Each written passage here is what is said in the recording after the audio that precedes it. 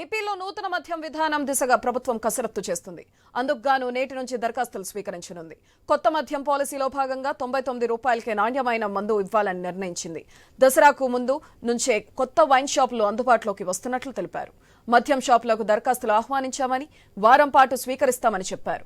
10వ రోజు దరఖాస్తులను డ్రా తీస్తామన్నారు. ఒక్కో దరఖాస్తు ఫీజు 2 లక్షలని తెలిపారు. ఎవరు ఎన్ని షాపులకైనా ఎన్ని దరఖాస్తులైనా వేసుకోవచ్చని ఆఫర్ ఇచ్చారు.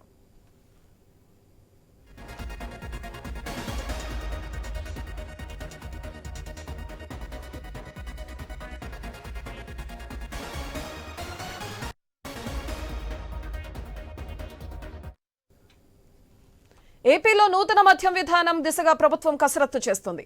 అందుకుగాను నేటి నుంచి దరఖాస్తులు స్వీకరించనుంది. కొత్త మద్యం పాలసీలో భాగంగా 99 రూపాయలకే నాణ్యమైన మందు ఇవ్వాలని నిర్ణయించింది. దసరాకు ముందు నుంచే కొత్త వైన్ షాపులు అందుబాటులోకి వస్తున్నట్లు తెలిపారు. మద్యం షాపులకు దరఖాస్తులు ఆహ్వానించామని, వారం పాటు స్వీకరిస్తామని చెప్పారు.